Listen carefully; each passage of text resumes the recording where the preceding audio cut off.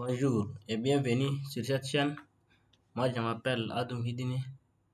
Aujourd'hui, on va traiter un exercice en béton armé sur le chapitre 1, sur le chapitre de généralité, BAL, béton armé aux états limites. Alors, on va commencer. Exercice 3. Déterminer la contrainte à l'LU dans une barre d'acier FE 400 HA. La longueur de l'acier est égale à 12 mètres et correspondant à une déformation relative de 1 pour 1000 et 4 pour 1000. Alors pour cette question 1 nous demande la contrainte à l'LU. Alors on va traiter la contrainte à l'LU à une déformation relative de 1 pour 1000 et 4 pour 1000. Question D. Reprendre la question précédente si c'est un acier Fe 500, c'est-à-dire limite d'élasticité de l'acier égale à 500 mégapascal. Question 3. On nous demande, on donne béton de classe 25, FC 28, la résistance caractéristique du béton à 28 jours égale à 25 mégapascal.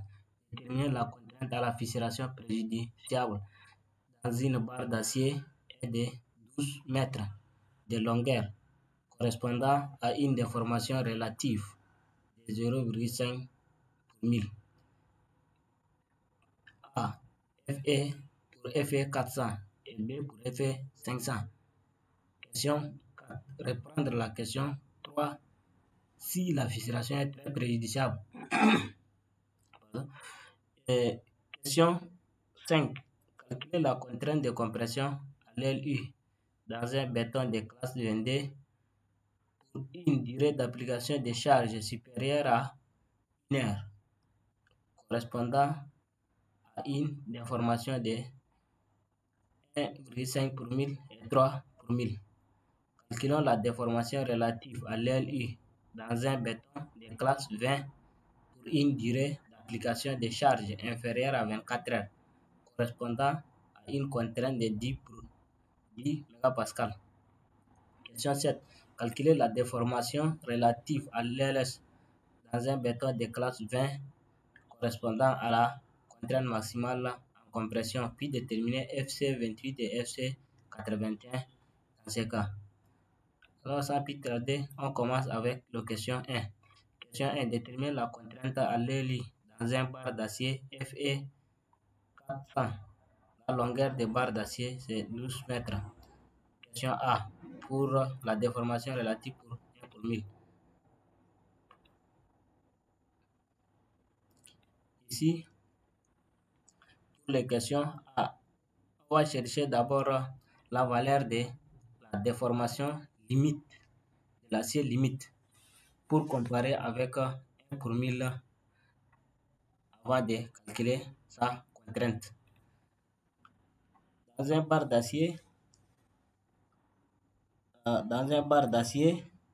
sigma égale à ES fois epsilon SL. Ici, la contrainte qui est égale à le module de l'acier fois la déformation de l'acier limite d'après la loi de Hooke.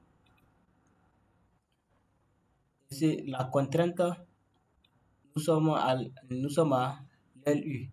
À l'LU, dans un acier, la contrainte égale à FED.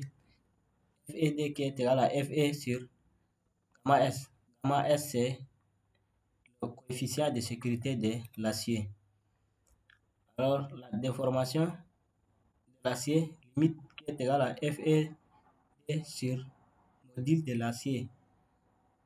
Ici, FE sur gamma S sur ES, ce qui donne FE sur gamma S fois ES. FE, c'est 400 mégapascal. Et gamma S, c'est le coefficient de sécurité de l'acier, c'est 1,15 fois 10 puissance 5, c'est le module de l'élasticité de l'acier. Alors, la déformation de l'acier limite est égal à 1,74 pour 1000. Ici, ils ont donné la déformation. Ici, ils ont donné la déformation 1 pour 1000. Alors, on va comparer avec la déformation de l'acier limite. Ici, la déformation de l'acier limite 1 pour 1000 inférieure à la déformation de l'acier limite.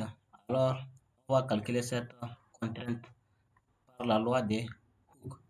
Parce que si nous sommes dans le diagramme de déformation de l'acier, si nous sommes dans la partie élastique, alors la contrainte peut s'appliquer par la loi de Hooke. Si nous sommes dans le cas de l'élasticité, ici, la contrainte égale à epsilon fois T. Avec epsilon, ils ont donné égal à 1 pour 1000. Alors, la contrainte égale à 1 pour 1000 fois D puissance 5. D puissance 5, c'est le module d'élasticité de l'acier. Ici, passons aux questions 1B. Question 1B, la déformation, ils ont donné 4 pour 1000. Alors, on va aller chercher, on va comparer avec la déformation de l'acier limite. Notre déformation de l'acier limite, ça ne dépasse pas, c'est 1,74 pour 1000. Alors 4 pour 1000 est supérieur à 1,74 pour 1000. Alors l'acier entre dans la partie plastique. Alors si l'acier entre dans la partie plastique sur le diagramme de l'acier, alors l'acier doit être uniforme. Sa forme qu'il prend avec sa déformation reste constante. Alors on ne peut pas calculer cette contrainte. Ici, on ne peut pas calculer cette contrainte. Pardon, je ne suis pas doué pour les écritures. J'écris mal. Ici, on va commencer avec question D. Question D, la même question que 1, mais ici, notre acier c'est Fe500. Notre limite d'acier c'est limite de l'élasticité de l'acier c'est Fe500. Alors, on va voir ce qui va donner. Ici, la déformation de l'acier limite égale à, on a dit Fe sur gamma S fois ES. Fe c'est limite de l'élasticité de l'acier, gamma S c'est le coefficient de sécurité de l'acier, et S c'est le module de l'élasticité de l'acier. Ici, Fe, ils ont donné ici 500. Ici, 500. Et ici, c'est 1,15, le coefficient est de 10,5. Alors, notre déformation limite de l'acier, c'est 2,17 pour 1000. Alors, ces 2,17, on va comparer avec 1 pour 1000 et on va comparer avec 4 pour 1000. 2,17 est supérieur à 1 pour 1000. C'est-à-dire notre limite d'élasticité est supérieure à 1 pour 1000. Alors, dans ce cas, nous sommes dans la partie élastique. On peut calculer cette contrainte par la loi de Hooke, par la formule de Hooke, pardon. Ici, la formule de Hooke dit la contrainte égale à le module de l'acier fois epsilon. Epsilon, c'est la déformation. Ici, on a 2,5 fois 1 pour 1000. 1 pour 1000, on va convertir, on va faire 1 divisé par 1000 pour calculer cette valeur. On va faire 2,5 fois 0,001. Alors, on trouve contrainte égale à 200 mégapascal. Alors, on va comparer avec 4 pour 1000. Question DB. Ici, c'est question DA. Ici, question DB. Alors, on va comparer avec 4 pour 1000. 4 pour 1000 est supérieur à 2,17 pour 1000. Alors, si la déformation de l'acier dépasse la partie élastique, il entre dans la partie plastique. Alors, dans ce cas, ce qu'on a dit précédemment, on ne peut pas calculer cette contrainte. si on calcule même ça, c'est uniforme, ça ne change pas. Ici, on passe aux questions 3. Question 3, il a dit quoi? Question 3, on donne béton de classe 25. 25, c'est-à-dire limite la résistance caractéristique du béton à 28 jours, du béton en compression à 28 jours égale à 25 mégapascal, détermine la contrainte à la fissuration préjudiciable dans une barre d'acier de 12 mètres de longueur correspondant à une déformation de 0,5 pour 1000. Alors, question 3A, FE égale à 400 HA, c'est-à-dire limite d'élasticité de l'acier égale à 400. On va calculer pour A. Ici, pour A, c'est FE 400. Alors, comme la question a dit, nous sommes à la fissuration préjudiciable, c'est-à-dire dans un milieu agressif. Si on est à la fissuration préjudiciable, alors notre contrainte doit être minimale. On va prendre la valeur minimum de 2 tiers de FE. FE, c'est limite de l'élasticité de l'acier. Max de 1,5 de FE sur 110 N fois FT28. Pardon, ici c'est le coefficient de fissuration. Le coefficient de fissuration c'est 1,6.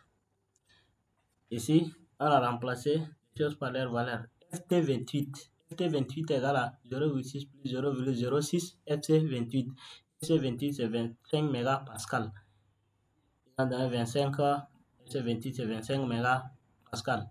Ici, on a remplacé entre 2,1, c'est-à-dire c'est 2,1. Ici, on a les trois valeurs. Ici, on va prendre le maximal, c'est-à-dire 201,63. 201,63 et 266,67. On va prendre ce qui est le minimal.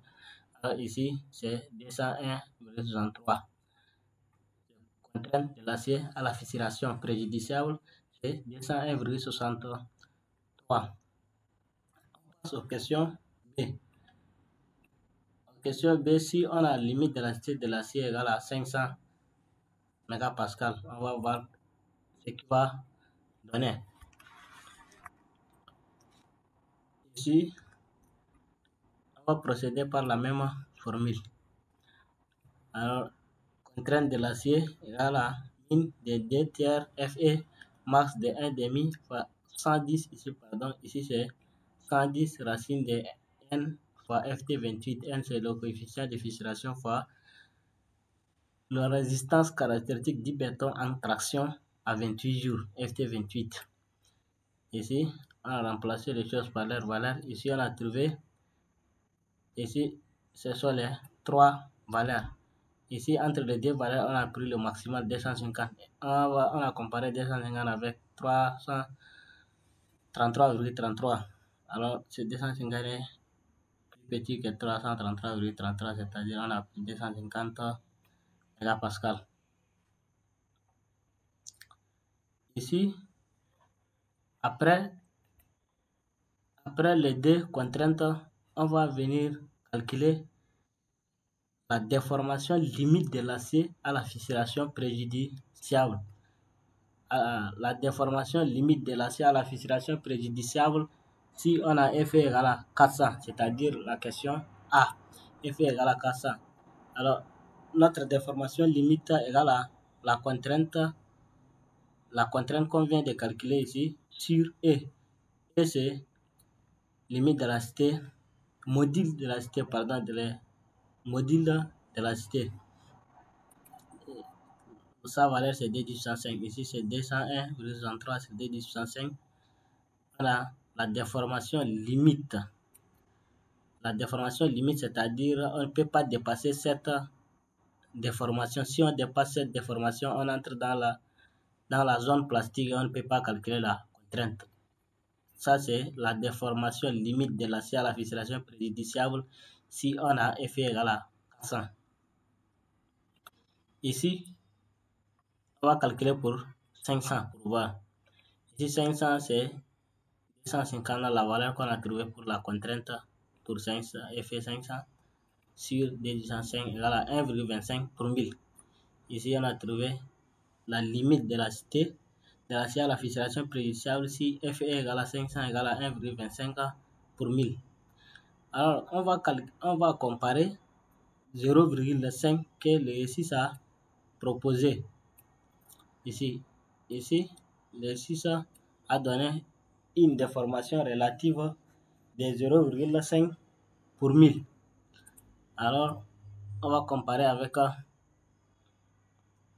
cette valeur. Ici c'est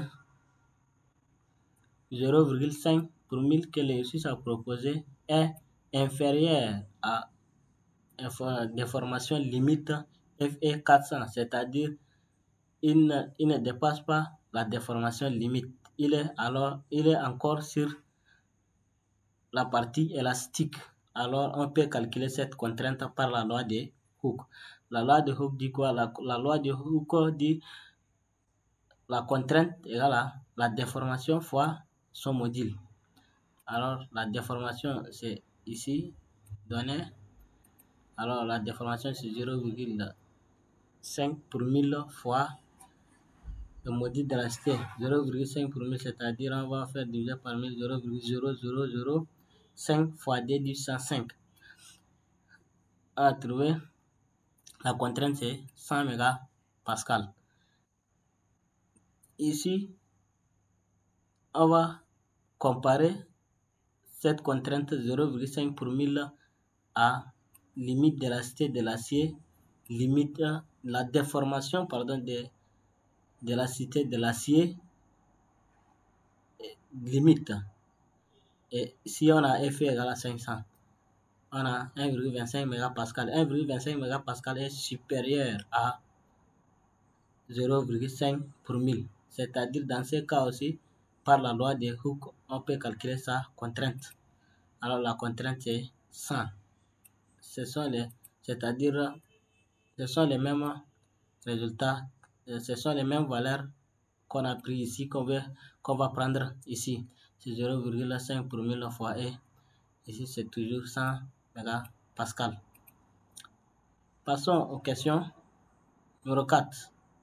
Aux questions numéro 4, ici, nous sommes ici aux questions numéro 4.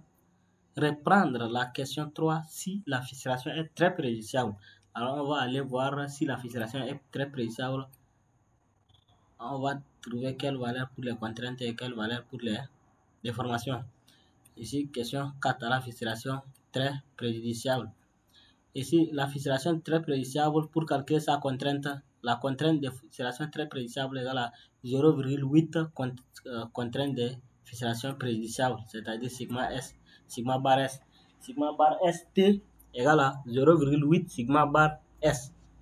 Alors, ici, pour le sigma bar S, comme ce sont les mêmes données avec la question 3, on va prendre directement sigma bar S égale à 201,63 parce que ici on a trouvé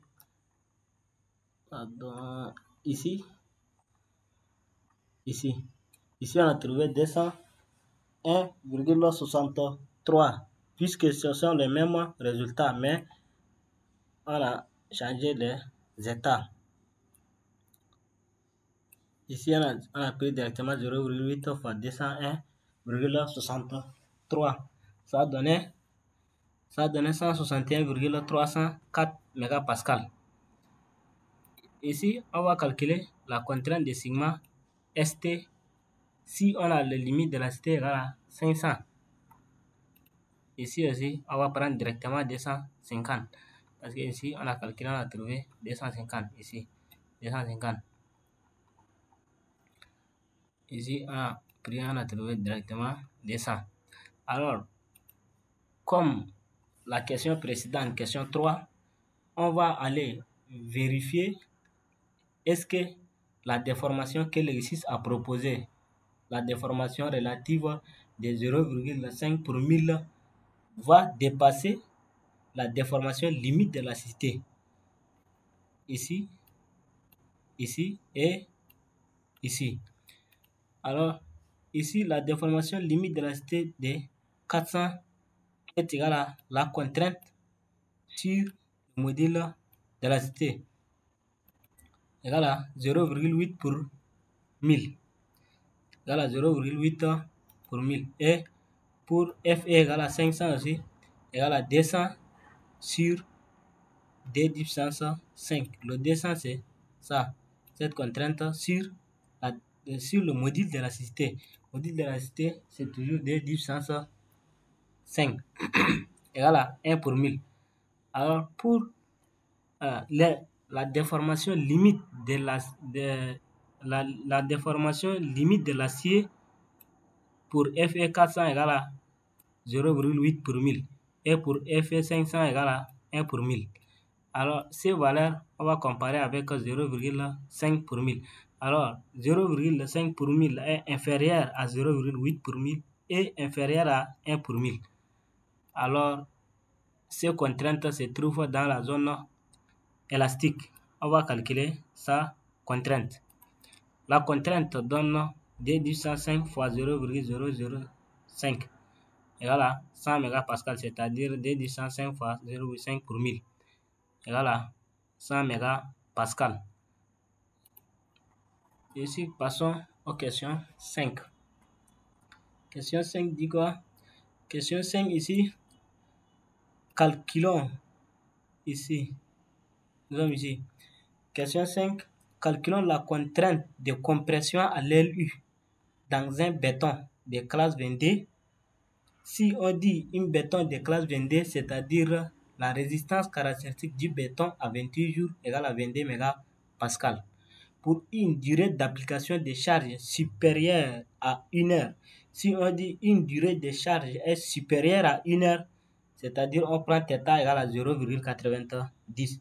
Si on dit une durée de charge d'application est inférieure à 1 heure, on va prendre θ égale à 0,85.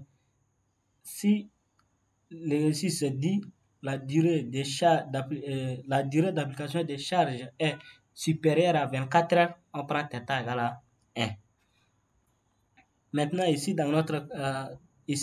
pour notre cas, c'est une durée d'application de charge supérieure à 1 heure, c'est-à-dire on va prendre 0,90 bien entendu, correspondant à une déformation de A 1,5 pour 1000. Alors, on va calculer pour 1,5 pour 1000 et pour 3 pour 1000.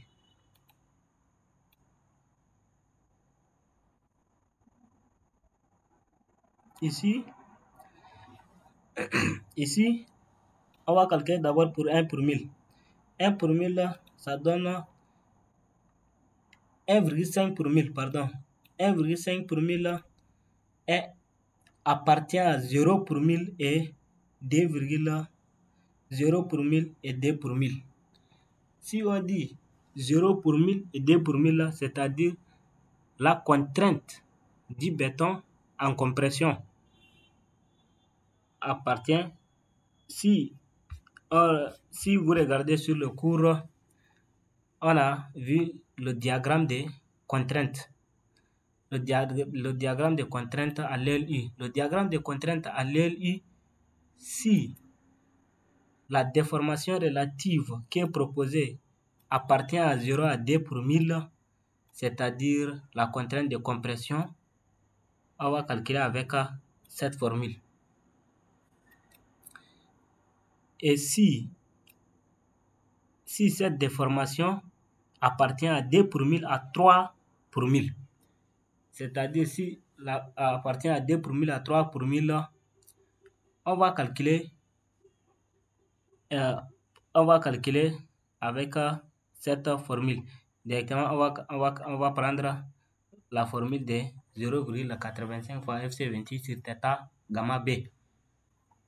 Maintenant, ici, dans notre cas, sur la question 5A, on est 1,5 appartient à 0 pour 1000 à 2 pour 1000. Ici, on prend cette formule 0,85 fois FC28 sur θ gamma B. Θ, on a dit c'est la durée de charge d'application. Et on a dit pour notre cas, c'est inférieur à 24 heures, c'est-à-dire on va prendre 90 mégapascales, 0,90. Et ici, gamma B, c'est le coefficient de sécurité du béton. Coefficient de sécurité du béton, c'est toujours égal à 1,5. Ici, epsilon BC, c'est-à-dire la déformation du béton en compression. La déformation du béton en compression, c'est ça, 1,5 pour 1000. On va remplacer les choses par leur valeur. On a trouvé la contrainte du béton égale à 12,99 mégapascal. Revenons sur question 5 petit b. Question 5 petit b, on va comparer cette valeur 3 pour 1000 à est-ce qu'elle appartient à 0 à 2 pour 1000 ou bien de 2 à 3,5 pour 1000. Parce que la limite du béton, c'est-à-dire la limite du béton qui ne peut pas traverser, c'est de 0 à 3,5 pour 1000. La contrainte varie dans ces cas. Ici, dans notre cas ici, 3 pour 1000 appartient à 2 pour 1000 à 2,5 pour 1000. C'est-à-dire dans ce cas, on calcule directement cette contrainte. On calcule directement cette contrainte, c'est-à-dire la contrainte de FBU. On remplace par leur valeur FC28, c'est, on a dit 22 mégapascal. Ici, θ, c'est 0,90 fois le coefficient de sécurité du béton, c'est 1,5. On a trouvé la compression, c'est 13,85. Passons aux questions 6. Aux questions 6, ici, nous sommes ici. Question 6, calculer la déformation relative à l'LU dans un béton de classe 20 pour une durée d'application de charge inférieure à 24 heures. Ici aussi, on prend 0,90, c'est-à-dire la durée de charge est inférieure à 24 heures. S'ils ont dit la durée de charge est inférieure à 1 heure, on prend 1. Et s'ils ont dit la charge d'application est supérieure à 24 heures, on prend... Pardon, si la durée de charge est supérieure à 24 heures, on prend 1. Si ils ont dit inférieur à 1 heure, on prend 0,85. Ici, durée de charge inférieure à 24 heures, on prend 0,90, correspond à une contrainte de 10 mégapascal. Contrainte de 10 mégapascal, c'est-à-dire contrainte du béton en compression, égale à 10 mégapascal. Alors ici, on va calculer avec la contrainte de FBU à l'LU. FBI égale à 0,85 fois FC28 sur θ. Pardon, ici c'est pas O, c'est θ. θ fois gamma B. Ici c'est FC28, c'est 20 mégapascal. Ici on a trouvé FBI égale à 0,12,59 mégapascal.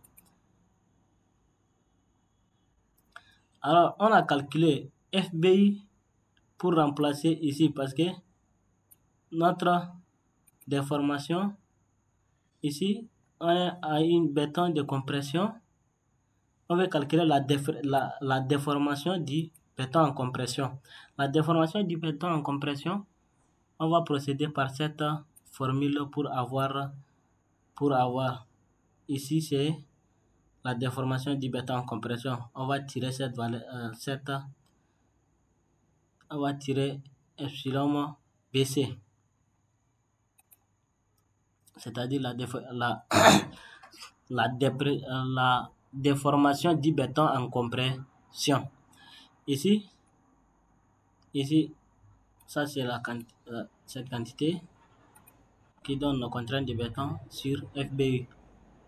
Ici, on balance le 1 par là-bas. Il devient moins 1. Ici, on balance le moins ici. On balance le moins ici. ici ça devient plus, ici ça devient moins, et au carré ça devient racine. Et ici on peut faire au même dénominateur, et 2 pour 1000 vont partir 1 moins epsilon BC sur 2 pour 1000, ce qu'on a fait ici, qui est égal à ça. Et maintenant, on va balancer le 1 et le moins par là-bas. On a balancé le 1 et le moins. Et on va faire le produit des extrêmes égal à produit des moyens. Ici, epsilon BC qui est égal à tout ça fois 2 pour 1000. C'est ce qu'on a fait ici. Ici, 2 pour 1000. Alors, on remplace tout par leur valeur. FBI, ce qu'on a calculé, contrainte de bêta en compression, le ici ça donnait c'est 10 mégapascal. Ici, la déformation du bêta en compression, on a trouvé 1,09 pour 1000. Ici, on est aux question 7. Question 7. Calculer la déformation relative à l'LS. La déformation relative à l'LS dans un béton de classe 20 mégapascal, et puis déterminons FC 18 et FC 81. Ici, déterminons la contrainte. La contrainte du béton en compression à l'LS, sa formule c'est 0,6 fois FC 28. Alors, FC 28 qui est égal à FC 28 qui est égal à 20. 0,6 fois 20, on a trouvé 12 mégapascal. Alors, cette contrainte du béton en compression, ce qui donne, on va calculer la déformation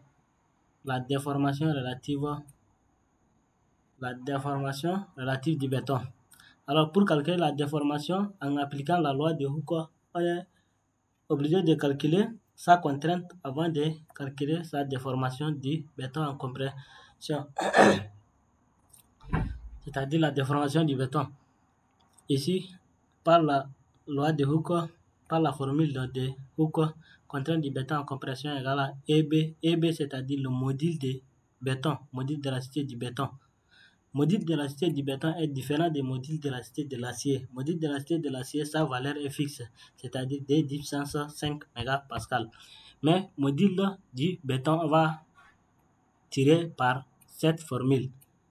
N égale à module d'élasticité de l'acier sur module d'élasticité du béton. Alors, on va tirer module d'élasticité du béton. Ça donne le module d'élasticité de l'acier sur N.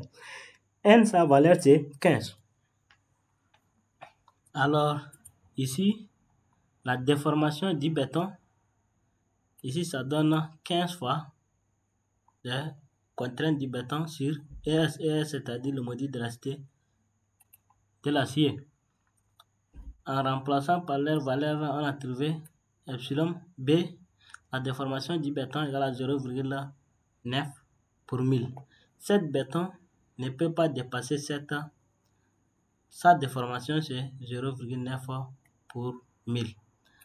Après ça, calculons FC18 et FC81. FC18 et FC81, c'est-à-dire la résistance caractéristique du béton en compression à 18 jours et la résistance du béton en compression à 81 jours. Quand on amène au laboratoire, on prélève le béton, on amène au laboratoire, on va calculer à chaque 18 jours et 81 jours pour voir ce qui va donner. Ici, l'écrasement, ici, 18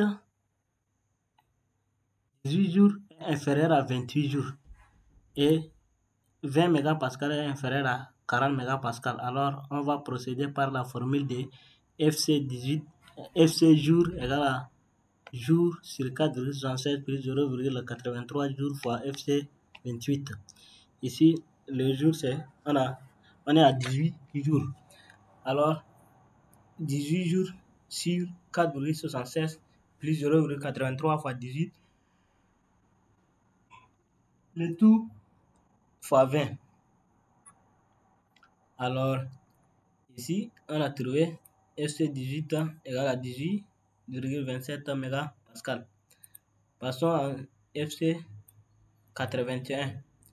FC81, donc 81 c'est supérieur à 60 jours et 20 mégapascal est inférieur à 40 mégapascal. Alors, on va procéder par cette formule 1,1 fois FC28. Ici, les limites. Ici, la résistance caractéristique du béton à 81 jours égale à 22 mégapascal. Alors, merci pour cette vidéo. Si vous n'avez pas compris, faites-nous savoir sur les commentaires. On va essayer de vous expliquer. À bientôt.